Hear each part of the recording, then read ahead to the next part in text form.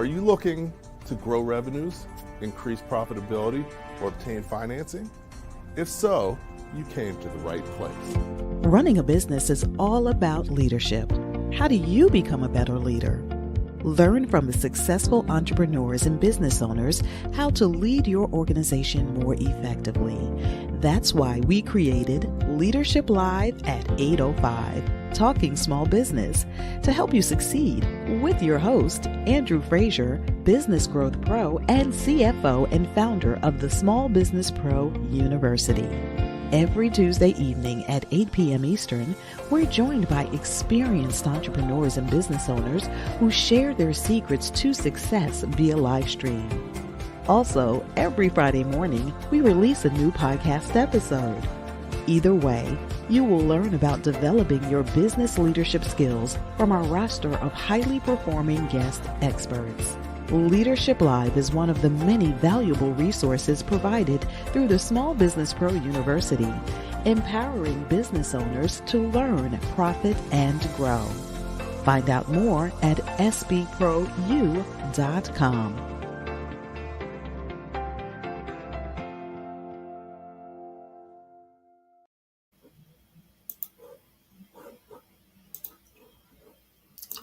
Good evening. Welcome to Leadership Live at 8:05. I'm your host, Andrew Frazier, and excited to be hanging out with you once again on Talking Small Business. As you know, each week we have a great guest and we talk about a different key topic that entrepreneurs and small business owners need to know about. So that's really what we're going to do tonight once again. And tonight, we're going to have a topic that, is very important. One of the most important topics we can ever have is really learning how to sell more effectively and easier. As an entrepreneur and business owner, that's your most important job. So it's important to need to know how to do it well. And we've got someone who knows how to do it well. He's been doing it for himself. He's been helping other people do it. And, we can learn a lot from him. So Adam Rosen is my guest, and we're going to be talking small business tonight. Hey, Adam, how are you doing this evening? I'm doing well. It's a pleasure to be here, Andrew. Thanks for having me. It's always great to talk with you. So thanks for having me on. Okay, great. Well, thanks for joining in, taking time out of your busy schedule to share with us. Definitely have a lot of good questions, a lot of things to talk about with you. I'm sure with the audience, we always appreciate people tuning in.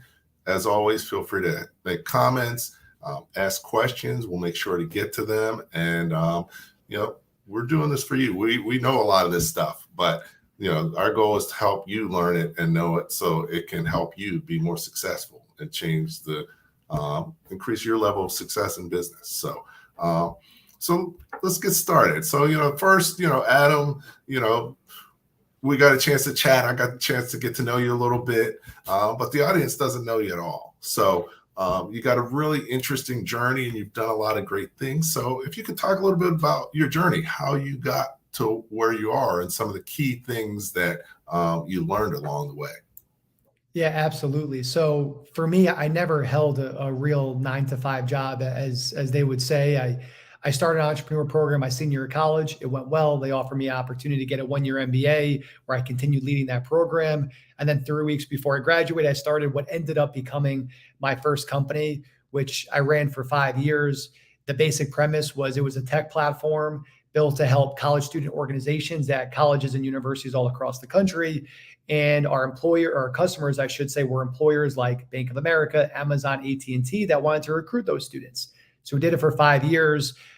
We ended up being acquired in 2019 by a college marketing firm. Now, I always like to be clear with this because I feel like the startup world, the small business world, the world of entrepreneurship is so over glamorized, where we don't talk about what really matters and what's really happening. And we don't talk about the real meat of what's going on. And I feel like that does us all a disservice. So when I say acquired, people assume I moved out to Hawaii, was sipping Mai Tais on the beach every day, retired at 26, 27, 28 years old. And unfortunately, that was not my reality. While I did end up moving to Hawaii, I didn't have the other two things that I was doing, at least not every day. And the biggest reason we were not acquired for the number that we hoped to be acquired for was because, number one, we never had true product market fit. So we didn't have a sticky enough platform that could keep customers at the rate that a SaaS product needs to do so. But what we were really good at was getting new business. And we had big customers. Again, I mentioned some of them: Bank of America, Amazon, AT&T. And we were able to get those new customers through cold email outreach and through just knowing how to sell and the basics of selling. So after we were acquired in 2019, I spent a lot of time working with startups and small businesses, advising them. I did some time leading real estate projects on the sales front. And then most recently, I started an email outreach company where I do cold email outreach for startups and small businesses and now some larger companies to help book them more sales appointments through cold email outreach. So that's kind of my journey. That's what my focus is now. And as I was telling you, Andrew, before we hopped on, I just got off. I do a weekly call through an amazing company that supports small business owners called Eureka, Ureeka, where every Tuesday night I teach a virtual class of small business owners on the fundamentals of building out a strategy and a foundation for your business, to customer acquisition, to website fundamentals, to finances, raising money, preparing a deck, all that stuff. So that's where I spend the majority of my time now, is coaching small businesses and startups, primarily on the sales front, as well as leading my marketing business, where I help set up sales appointments for companies. Okay, great. So definitely so many great pieces of what you shared. And but at the end of the day, you were good at the most important thing to be good at as a business owner. If you're bad at everything else and you could sell, you can still make it. If you're terrible at selling and you're great at everything else, you're going to be in trouble. So so definitely that's excellent. And so the Eureka, I'm going to put that in the chat as we go on. And actually, maybe we'll mention it further on, and I'll put it in the chat at the same time. And so that people can see that. And, if you're interested, definitely check it out. But, so many things I want to ask you. But, the first thing is, business owners, marketing and sales is your most important job. How many business owners, do most business owners you run into know that? Or is that something that you have to break it to them and let them know that they should know that? Well, I think a lot of us know that. We've all heard the saying, or most of us have heard the saying, cash is king. And the only way to get cash, of course, is either to sell or to raise money, one of those two routes. And I think sometimes we prioritize raising money or getting grants over selling. And that can be a good thing, but sometimes raising money through grants can just be a Band-Aid. Where selling, getting new customers, that proves out that you have identified a problem and you have a solution that can solve that problem. And that's the beauty of sales. Like, I think it's great. I'm more of a sales-focused entrepreneur.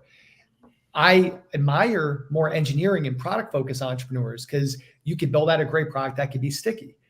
But if you don't have that sales piece, number one, you're not going to learn enough from your market. And number two, you're not going to be generating enough revenue to be able to grow in the ways that we all desire to grow as a small business.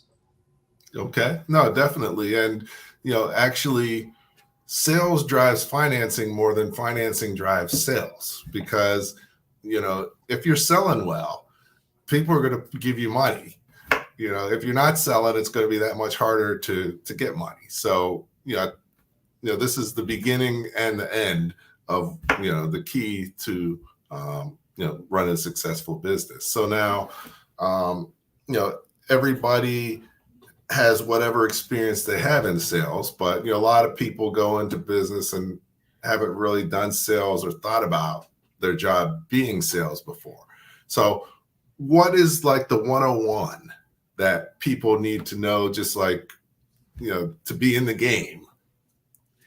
So number one is we have to get out of the mindset sometimes. And I feel bad for used car salespeople, because a lot of them are such good people and they have good intentions, but there's that just intent. There's that visual that we all have. That's why I use it sometimes. Is sales is not slimy, slick back hair, used car salesman, as people say. It's not that. Sales is about, you have a problem and I have a solution to that problem, and I'm going to present that to you in a way that makes it easy for you to digest and understand. Sales is a great thing. We all need to buy things that are going to solve a problem. We all want to buy things that are going to solve a problem. And sales, at the end of the day, at its best, at its core, is just that. So number one, it's a mindset shift. Sales is not slimy or greasy or whatever bad interpretation we might have of sales. So that's number one. Number two, When I first started selling with my tech company, because I first started on the student side. And then my co-founder said, hey, Adam, I think you'd be really good on the sales side to get new business, new customers. Try that out. And when I tried that out, one of my other co-founders was training me on how to sell. He was in sales with the company before I was. So he was training me on the sales side of the house for it. And, I love Brian Tracy, like as a sales trainer. He's a great guy. It works for him. But if anyone doesn't know Brian Tracy, he's like very like suit and tie. Here's the 10 discovery questions I'm going to ask you on every single sales call. And until you answer these 10 questions, I'm not going to give you a single piece of it. I'm not going to give you a single piece of information about what we do. So I remember my first sales calls, I started doing that. I was like studying Brian Tracy and all these other sales professionals. And I was like being someone who I wasn't. It was asking uncomfortable questions that really didn't matter. They weren't relevant, but I felt like I needed to ask them. And it was awful. It was miserable. I hated it. And the customers, I could tell, hated it. And then I was talking to my other business partner, and he was like, Adam, just be yourself. The way you talk, the way I'm talking to you right now, that's how you talk on a sales call. And the only question that really matters is, what are you looking for? How can I help? When I started doing that, sales became fun. So number 2 is you got to just be yourself. If you are more of like a Brian Tracy suit and tie type of seller, be that. If you're more of someone who talks a little more off the cuff, like maybe I do, be that, but be whatever is authentic to you. So that's number 2, because people only want to even work. They only want to work with people they know, like, and trust. If they feel you're being someone that you're not, they're not going to trust you. They're not going to like you. They're not going to want to work with you. So number 2 is just be yourself. And that should be the most freeing thing for all of us as salespeople. And then number 3, a lot of times, especially as entrepreneurs, small business owners, we know so much about what we do. We're so passionate about about what we do, which is great. But what that can lead to is us over talking. And we want to tell them every little detail. And the interesting thing about sales, it's not about what you say. It's oftentimes actually about what you do not say. As I always say, details create confusion, and a confused buyer is never a buyer. So we want to stay away from the details and make it easy for someone to say yes, make it easy for them to understand what we do, make it easy for them to move forward. And we do that by removing friction and keeping things simple. So those are my 3 main tips for anyone who's just getting into sales. Okay, those are outstanding tips. Definitely the be yourself. When people think about selling, the first thing they think is, I have to sell.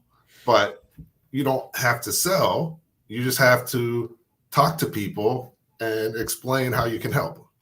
I think I may have mentioned in my book, I came up with something called 3 reasons to market like a drug dealer. And, the first one is they don't sell to everyone. All they do is, there's never drug dealers trying to get you to buy drugs. They just offer them. And the people who want them take them. So for your business, you're really just offering the solution you have. And if you pick out the right people to offer it to, they'll just be like, hey, I was looking for that. And that's all it is. It's actually tremendous when you really figure out how to do it, because, you're really just talking to people. Exactly. It's as simple as you're having a conversation, you're just being yourself. Like I was actually having this conversation yesterday with someone who is just getting into sales. And when I was having that conversation with her, I said, listen, like everyone knows when you go to a restaurant, right? And let's say it's a fancy restaurant. And I remember I went to this was way, I was 22 years old, right? And I went to this way fancier restaurant than I ever should have been at. But I remember my waiter, he comes up to the table and he's like this big football player guy. And like he played football at one of the local colleges, and he comes over and he starts talking in like the most gentle voice and was like using words that I know are not authentic to him. And he was trying to do everything to try to pretend like he's like this upscale, like waiter that's been doing this forever. And I respected how he was trying to do it, but I just couldn't take him seriously, because then I would see him over there and I would hear him talking. He would talk in a completely different way. So I'm like, it's not that I don't even just not trust him, but I also like, I feel uncomfortable around him because I know he's not being himself. So it's always just, if you be yourself, if you don't come across as being salesy, people are going to open up the floodgates. They're going to tell you things that maybe they shouldn't even tell you from a sales standpoint, but they're just going to feel comfortable around you. They're going to open it all up for you. Okay. Yeah, no, definitely the authenticity is key. So now you also said something that I always try and work with people on is, you love your business so much that, you can't stop talking about it. And you tell people the wrong things about your business, not the things that'll get them to buy. So, being clear and concise. Do you have a format or strategy? How do you coach or, guide people to be able to communicate more clearly and concisely what they do? Well, number one, it's how do we figure out just what is our pitch? So if someone says, what do you do? How are you able to get it in 15 seconds or less? I was just on a coaching call right before this, and that was the whole focus. It's, hey, if you're pitching to an investor, which by the way is the same if you're pitching to a potential client, or you're out to dinner and you meet somebody and they say, what do you do for work? We got to keep things under 15 seconds. Like I do presentations around Gen Z. I have one tomorrow morning, and we talk about how Gen Zers have the attention span of a goldfish, about 8 seconds. But I hate to break it to us. I'm a millennial, and any other generation past me too, we all have short attention spans now. We have to get right to the point, whether that's in a conversation, whether that's in an email, no matter what it is, there's so much noise, so much distraction. So we have to keep our pitch tight and simple and clear so that people can understand it in 15 seconds or less. So that's one piece. But the second piece is in the conversation, if someone asks you a question, what I try to tell myself and when I tell anyone else, only answer the question that they ask. So many times you ask a question, they answer that question, and then they answer 3 other questions on top of that, which I didn't even ask. And now my mind is thinking, oh, wait, yeah, I didn't think about that, but that doesn't really make sense to me anymore. And then my mind wanders somewhere else. I remember my business partner, he taught me, he was sitting on some of my first sales calls when he was really training me on it because he had more experience. He had business before he started this one. And he was sitting in the conference room with me. I put on speakerphone.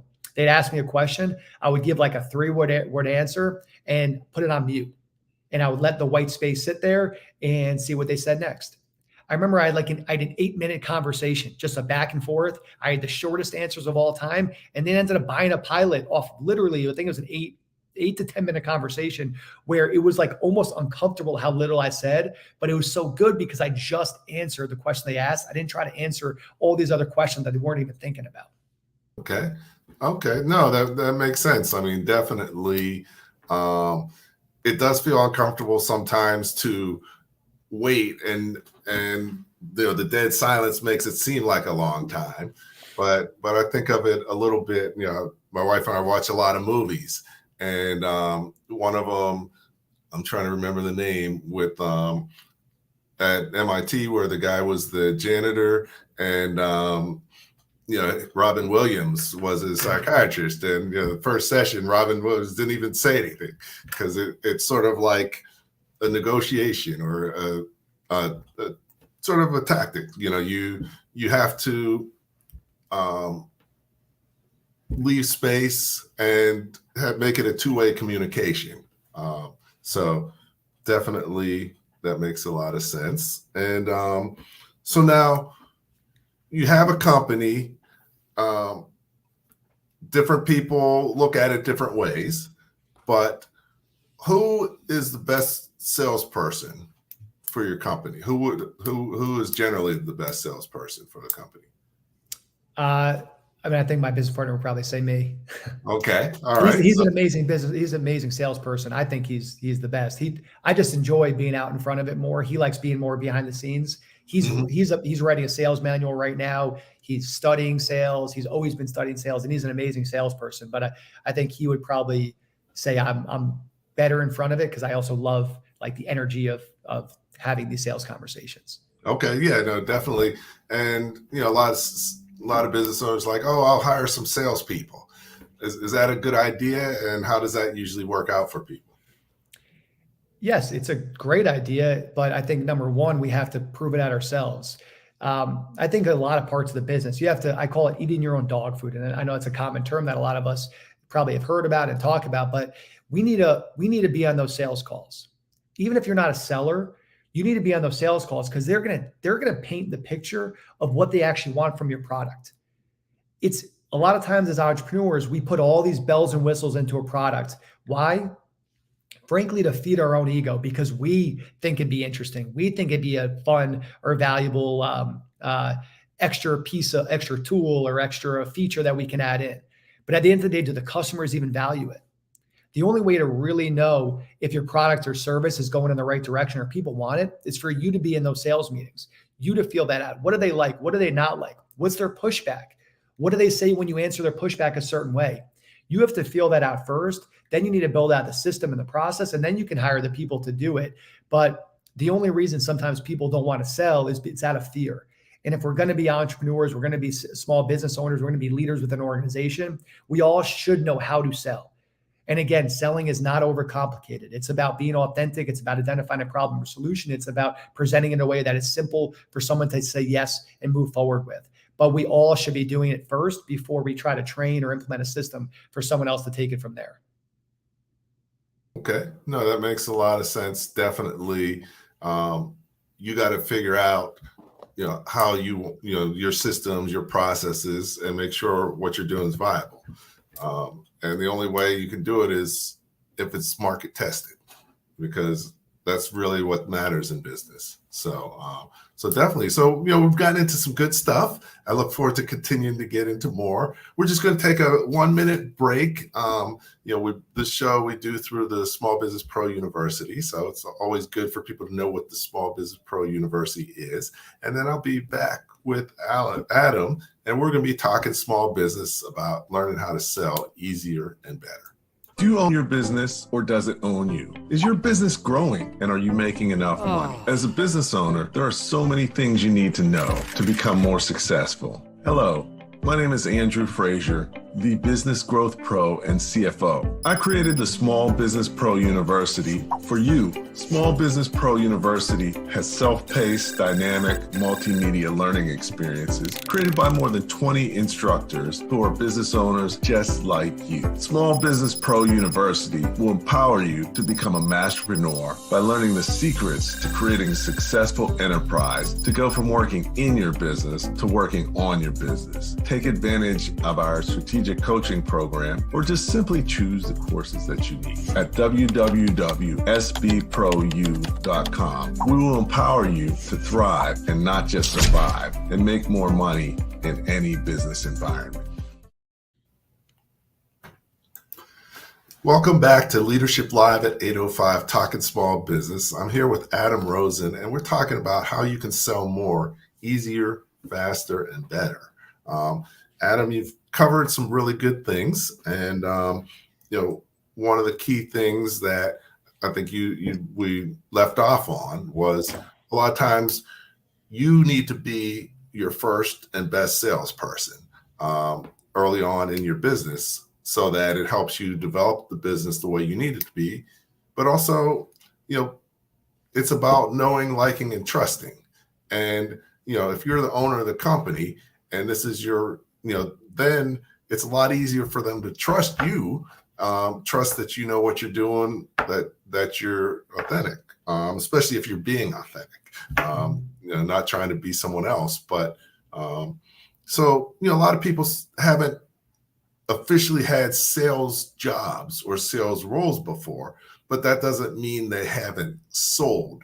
So what types of transferable sales skills would a lot of people have, even though they may not have sold officially, that people can draw from?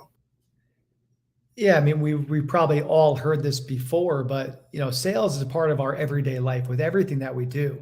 If you have a husband or a wife or a partner in some way, you probably sold them to want to be in a relationship with you. If you have kids, you're selling your kids to eat their veggies or do their chores or go to bed at a certain time or do their homework at a certain time. If you're trying to get a job, if you have ever had to try to get a job in the past, you're selling that employer on why they should hire you. If you've ever negotiated a salary, if you ever hired an employee, that's you selling that employee on why you'd be a good fit. So I think sometimes we forget, we don't realize just how much sales is a part of our everyday life. So that is key for us, is again, realizing that sales is not slimy. It's not grimy as some people have this perception to be. Number two, we're all involved with sales way more than we think about it. And when you convince your kids to do their homework, you're not convincing them to do their homework for any evil reason. You're convincing them to do their homework because you know that it's best for them to complete this homework. Just like if you're trying to convince, someone, and I don't like to use the word trying to convince someone to buy your product or service. You're really presenting them with an opportunity to buy your product or service. Just like when we buy a product or service, we want to be presented with the reason why you should or shouldn't buy this product or service. But it's in our everyday life, whether we realize it or not. Mm-hmm. And, when talking with business owners, a lot of times it's sort of good to look at their situations. A lot of times, I'll ask them to, why they buy what they buy. What is the real reason? They're like, oh, because I like it. I'm like, well, why do you like it? And, but it always comes back to the same three letters: knowing, liking, and trusting. Mm-hmm. So, if sometimes you can see it on someone else as opposed to, yourself. So, so definitely that's a key piece. So now you've got sales and you've got marketing. What's the difference between them and how do they impact each other? They all work, side by side. I see marketing as generating demand, and I see sales as getting someone through the finish line. So marketing is you want to create a line out the door. If you go to a restaurant and you see that there's a line out the door of people waiting to get in, what's that going to make you want to do? That's going to make you want to now go to that restaurant because there's so much demand. There's so much social proof. There's so much interest in it. So that's where I see marketing. Sales is what are the key ways that we can make it easy for someone to get through the finish line? How can we remove friction? How can we create buying conditions? How can we make it easy for someone to say yes to going through the finish line and buying your product or service? But they both work side by side. You really can't have one without the other because they're just so intertwined with each other. Okay. All right. Yeah, no, definitely. I sort of think of it as the better you market, the less you have to sell. Mm-hmm. And if you get good enough at marketing, you don't even have to sell anymore. But it's about relationships. And definitely, are there any books or anything that you recommend people to read or resources around selling and being more successful at it? So one of my favorite books, and this is really it's around sales, but it's all around for any entrepreneur, because especially for the small business audience, I hear it all the time with small businesses is, hey, I don't have a sellable business. And if I leave my business, or if I'm not in the everyday, day-to-day part of my business, then my business is worth nothing. But we all have dreams of exiting our business in some way at some time, and hopefully having a good payoff so that we can move on to whatever our next chapter is, whether that's retirement, spending more time with our kids, moving on to another project that we want to work on, whatever that might be. And one of my favorite books for any entrepreneur, any small business owner to read is a book called Built to Sell. And it's all around a service-based business, a small business, and how they made themselves a sellable asset. And sales is part of that. But really the key point of it is around how do you make your business a sellable asset, which everybody here is a small business. I don't care if you're a plumber. I don't care if you're an accountant. I don't care what business you are. You can make yourself a sellable asset. And that's why I got recommended from a good friend and mentor to read this book. I read it probably too late in the stage of my tech company to really make the changes, but it's something that I focus on every single day is around how do I make my business a sellable asset? Definitely, yeah. John Warrillow, really sharp guy. He created the value builder system, and you should be thinking about making your business saleable from day one. So no, that's definitely a great read, valuable insights from it. So one thing that I always have I have like 3 books I always have people read. One on sales, one on marketing, and one on business. I'm sure you're probably familiar with all 3. On business, Michael Gerber, The E-Myth. Everybody needs to read that, especially if you're going into the business the first time. But even if you have, it really just explains a lot of things that but just don't really make sense, and it kind of makes sense of them.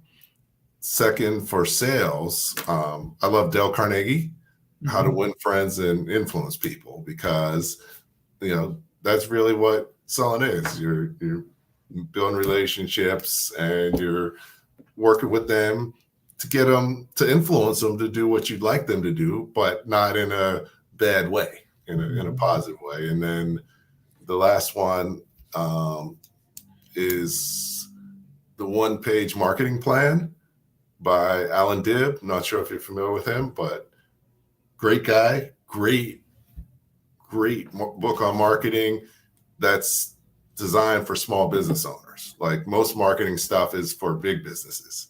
And many times you have to do the opposite as a small business owner. So that's always a good one I found as well, because you can pick up a lot by reading. So, well, I think that's a great one about Dale Carnegie, How to Win Friends, because some people wouldn't see that as a sales book. They'd be like, what do you mean sales book? How is that a sales book? And it's such an amazing sales book because it's just, again, sales is it's one human being selling something to another human being. And it's all about how do you connect with other human beings? How do you, again, we mentioned a lot now, know, like, and trust. How do you develop real relationships, real rapport? And that book, it's timeless, of course. And it's never going to go out of style. So I love that. It's a great example of a really good sales book that maybe some people wouldn't see as a sales book. I love that. Okay. Yeah, no, definitely. And, if you're, if you already have good relationships with people and friends, and then you're already selling, like you said, you're selling every day of your life in different ways. So that's key. So now, there's different strategies and tactics for selling. Some people are like, they think of selling and they think of cold calling, or they think of selling and, going out and visiting. What do you recommend, or how should people think about how they should sell and what they should do? Well, it depends on, are you B2B or are you B2C? So what is your product or service? Who is your customer? But I always think of it as like, okay, how do we show these 5 things whenever we're selling anything, whether it's a phone call, we're on a phone call, we're in a meeting, when we're doing marketing, if we're sending out a cold email, doing a cold call, whatever that might be. It's, hey, what's the purpose? So what is the purpose of me reaching out to you? What's the purpose of us having this conversation? What's the problem, or what's the pain that you're facing right now? Then what's my solution? How can our solution solve that pain or that problem? Then, and I love selling with social proof. Why should people trust you? Have you worked with certain companies? Have you been featured in certain press? Have you won any of these awards? Like, what is that social proof? And then finally, how can you make it easy for people to buy? Make it easy for people to work with you. When I hear about startups or small businesses or salespeople where it's like, it's painful to get through that buying process. It's painful to start working with them. No one wants to work with that. We want things to be easy. So I'm always looking at what are those 5 things: purpose, problem, solution, social proof, and it's easy to work with us. You do those 5 things, that's going to already put you ahead of the game. I don't care who's buying from you. Okay. All right. No, those 5 things are key. So when you've worked with new companies and you've had your own new company, and how do you figure out who you should sell to? Because it's one thing that you got to sell. Now, who do you sell to? So how do you figure that out? One, you start, of course, by taking your best guess and who do I think is going to be our ideal customer, which I'm sure you'll at least have a hunch. If you know your business, you know your space, you know your industry, you'll probably have a general sense as to who your ideal buyer is. But the other key reason why sales is so important for you as the founder, as a leader, as the head of the company, why it's so important for you to be on those sales calls is because those calls are going to point you in the right direction. They're going to say, hey, maybe this isn't the right fit for my industry or for my department or for my role, but hey, so-and-so would be a great person for you to connect with. Let me get you their information. But I call it market development. So we constantly, especially as a new business, market development is a phase of your business. One of our customers with my email company, she never had a corporate client before. She's a young business owner. She just started her company. She didn't know who her ideal buyer was. She never sold into a corporation before.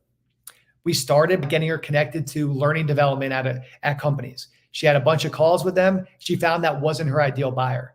Then we pivoted to going to talent attraction and within companies. Okay, that started to get us closer. Then we said, let's reach out to chief people officers. And it's like, whoa, that's our home run. That's our ideal buyer. But it took her a number of phone calls to figure out who is her ideal buyer and who is not her ideal buyer.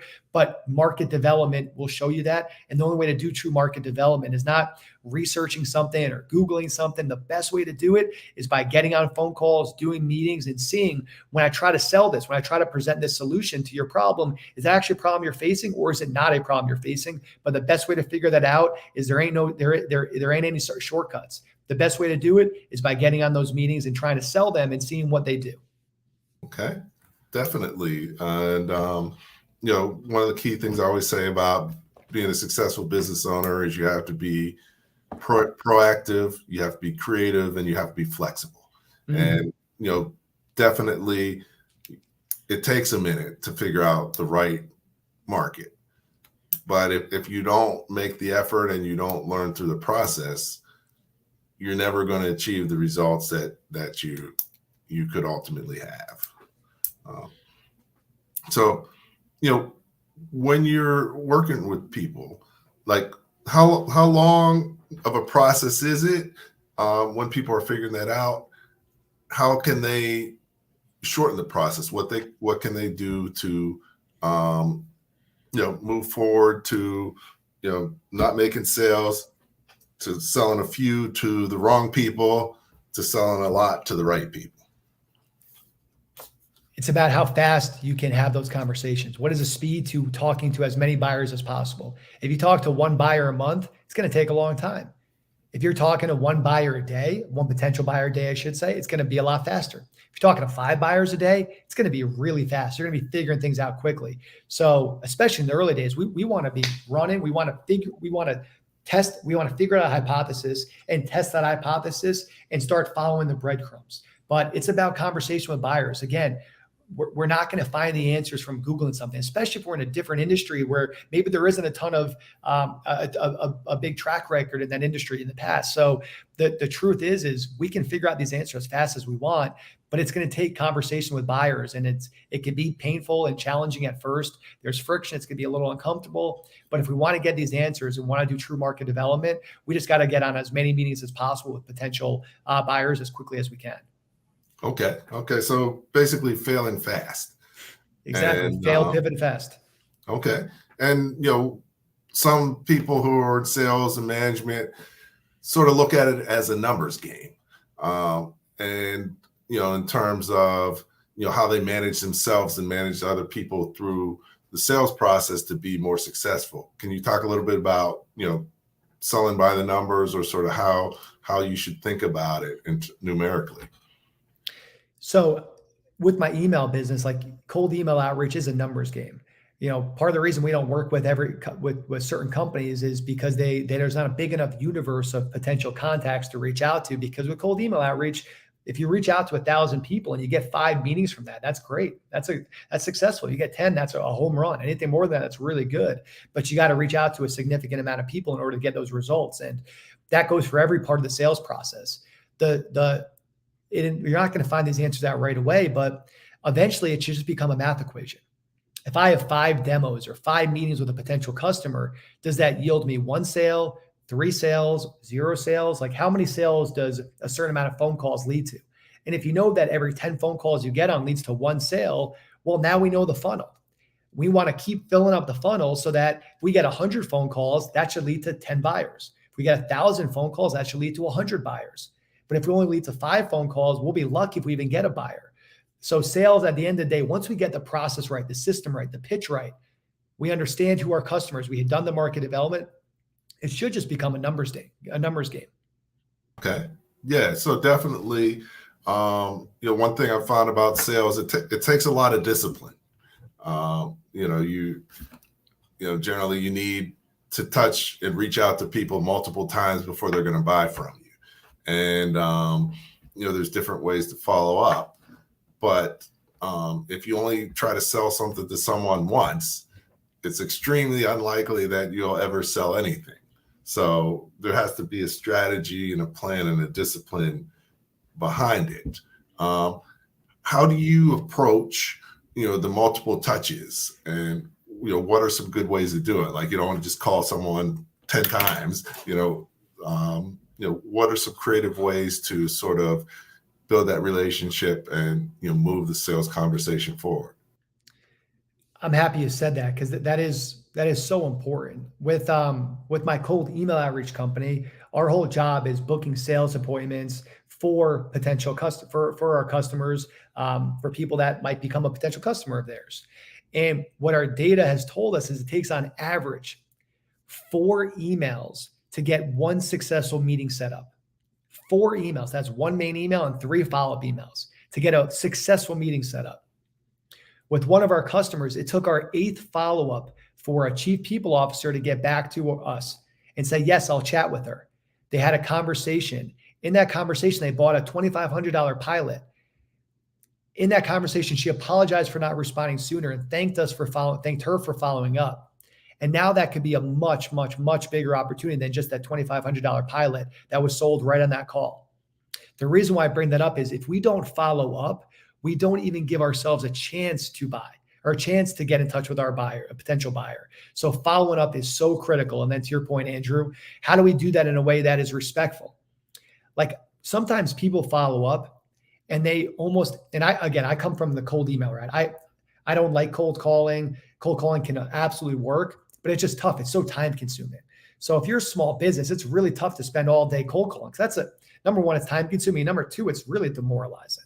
Like cold calling especially can be demoralizing. So I like cold email. It's always worked for us. It's MasterCard became a client because we cold emailed Ajay Banga, their CEO, who hopped on multiple phone calls, my business partner, and then they became a client of ours shortly thereafter. So I love cold email. That's why obviously we built the company that we did. But how do you follow up in a way that's respectful? I'll see people that send follow-up emails and they almost antagonize the person they're emailing for not responding. And it's like, who do you think you are to get mad at this person for not responding to you? Maybe you should create a better email that's framed in a more simple, clear way that addresses their problem and your potential solution for it. So when we do our follow-ups, we have our main email, and then every email that's followed up upon that is just a simple reply. And the whole point is, hey, read that email. If you're interested, please let me know. Let's have a conversation. If you're not interested, that's okay. We'll stop reaching out to you. But we try to do just very short, sweet emails where we make it easy for them to say yes, but we also make it easy for them to say no, to stop reaching out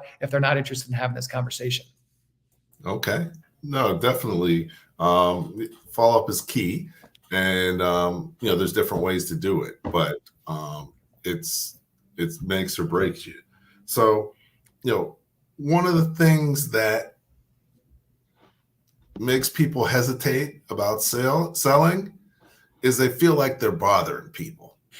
Now, do you see that as the case, or, why is that the case, and what do people need to do to get beyond that? Well, if you are bothering them, all you have to do is make it easy to say, hey, if this isn't a problem that you want to solve, or if you don't think our solution could be a fit, or you don't want me to talk to you anymore, like, please, I won't be offended. Just let me know and I'll stop reaching out to you. So that's number one, is always give them an out. We don't want to feel like we're annoying people. Nobody wants to feel annoyed. And once we start feeling annoyed, we're probably going to not want to work with them anyway. So that's number one, is just always making it easy for them to have an out where, hey, you don't have to reach out to me, or if you don't want to hear from me anymore, please let me know. And I don't want to waste any of your time. So that's critical. But the other piece of it is, how do we see sales, again, not as we're antagonizing or annoying people, but this is a problem that they want to have solved. When they work with us, their life is going to be better. And if we don't believe their life is going to be better by buying our product or service, then we need to switch our product or service, because if we don't believe in it, why should anybody else believe in it? So we need to see that as, if we are able to solve their problem like we believe we can, think about how much better their life will be, how much more money they'll have, how much more time they'll save, how much happier they'll be in some way or another because you were able to solve this problem. So that's how I always like to look at it, is this is and I just had this conversation on my coaching call before this. When you talk about the customer journey, this is what life was like without you. It was sad. It was no meeting set up. They were unhappy. It was, less money, less time, blah, blah, blah. Then here's what life is like after working with us. More money, more time on their hands. They're happier, whatever that end result is. But if we really believe that, customer journey, then we should have no problem trying to find more buyers because they are going to be better off if they have us. No, that's excellent. I mean, definitely the first step is you got to believe that you have value. If you don't have value, why are you wasting everybody's time? And until you do that, you can't ever sell effectively. So you got to believe in what you're selling, what you're offering, and that it is valuable. So no, that's a couple more key things that you need to think about when you're selling. So definitely covering a lot of critical stuff. Time is flying. It's already like a quarter till, but we got a lot more good stuff to share. But we're just going to take a 1 minute break. I'm going to show you a quick video about the Power Breakfast. We just did one last month, and we have our next one coming up end of July 29th in Newark, New Jersey. So hopefully you can join us live or virtually. If you are looking to increase revenues, improve profitability, and or obtain financing for your business, you need to check out the Power Breakfast and Small Business Pro conferences. My name is Andrew Frazier. One of the things we're here to do is supercharge your day. Today's Power Breakfast has really been a phenomenal experience. I think it's exactly what business owners need, some true guidance of people who are genuine and really are leading them in the true direction of business growth and expansion. The Power Breakfast is so important for the entrepreneurial community because it gives the various business people who come together an opportunity to interact and also do some business. These events, hosted by Andrew Frazier, President and COO of Small Business Like a Pro, will supercharge your day.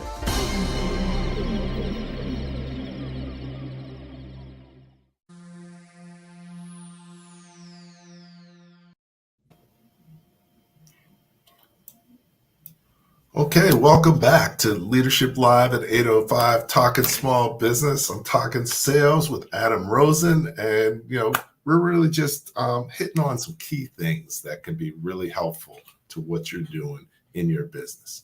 As part of my business, one of the things I added was voluntary benefits and insurance. And insurance sales, there's a lot of training and development and sales training and things that you learn that are valuable. And one of the things that they talk about is selling the sizzle, not the steak. So what does that mean, and how should people do that? Well, I see it as like when you say selling the sizzle and not the steak, the way I see that is selling what is that end feeling that you'll have. Not how you're going to get to that feeling, but what is that end feeling that you'll have? So what do I mean by that? Like if I'm selling my email business, we're going to get you more sales appointments.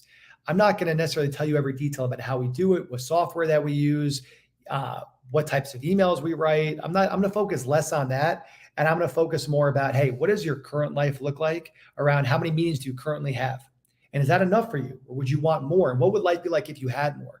And what if I were to tell you that you could have, a meeting a day or 5 meetings a month or whatever that number is? So for me, it's more about selling what's possible and what life could be like with us versus just selling, hey, here's the nuts and bolts of everything that we do and the details of it. Because the details don't necessarily matter.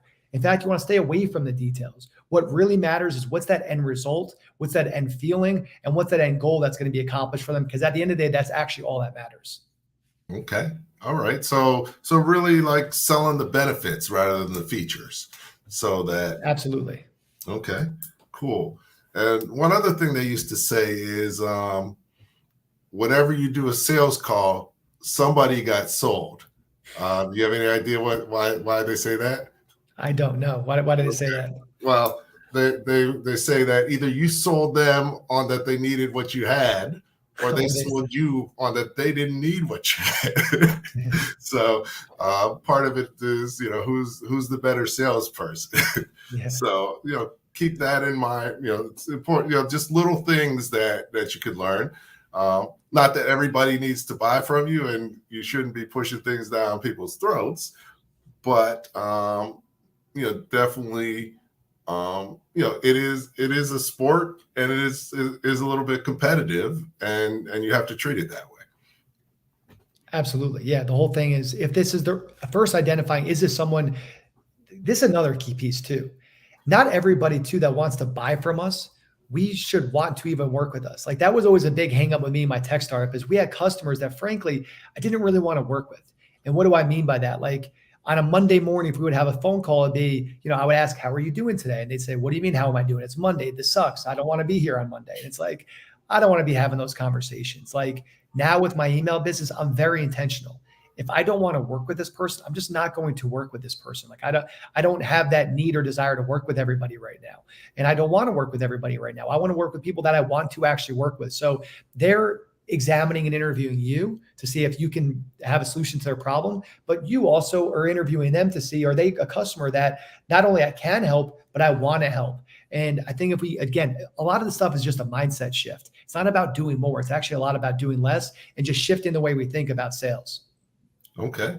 All right. So yeah, I mean, definitely the great thing about being a business owner is you can choose who you work with, unlike, if you're working for someone else. And in the book that you recommended, Built to Sell, a big reason why his business wasn't sellable is because he was selling to the wrong people. Yep. You want to talk a little bit about kind of what he was doing and how he changed? Yeah, I don't remember the exact story, but what I remember from it was basically he had people that were taking up a lot of his time, a lot of his energy, and they were buying low margin products and services of his. And it wasn't the big opportunity. It took way too much time, and it wasn't paying him enough money, where instead he spent more of his time trying to sell and focus on the products and services that had the highest margin and the biggest opportunity, that also took the least amount of his time, and that were the most scalable. Again, the whole point about making his business sellable. Mm-hmm. But you're never going to be able to reach where you want to go if you're not working with the right people. Mm-hmm. But you're the only one that can control that. So we've covered a whole bunch of stuff. We got like 5 minutes left. One of the things I always ask guests is, we talked about a whole bunch of things. What are the 3 things that our audience members should take and say, tomorrow you need to start working on these, and this will help you move forward immediately with what you're doing. So I'll give you a second to think about it, but yeah, would love to sort of close things out with that. We'll take a quick minute. I'll show a quick video. Trying to think what we've got. We'll take a look at a book that I recently wrote called The Masterpreneur Playbook, and then we'll come back and close out the show. This is my most recent. It's not even available yet. Oh, it's not? Okay. The Masterpreneur Playbook. Okay. And really, we talked about is there's 5 steps to growing your business. Yeah. And, really laying out what those steps are, but not only what the steps are, how do you transition through them? And, each stage, you have certain things, there's a certain challenge that you have to overcome. Right. There's a certain goal you have to achieve. Right. There's a certain role you have as a business owner. Right. There's a certain structure that you need to have within your business to support that role and move into the next role. So each step, I lay out what those things are. Wonderful. Because each one of those has a key skill that you have to have as the business owner. You have to evolve and continually learn, or you're going to get stuck. You can only go as far as you're prepared to take.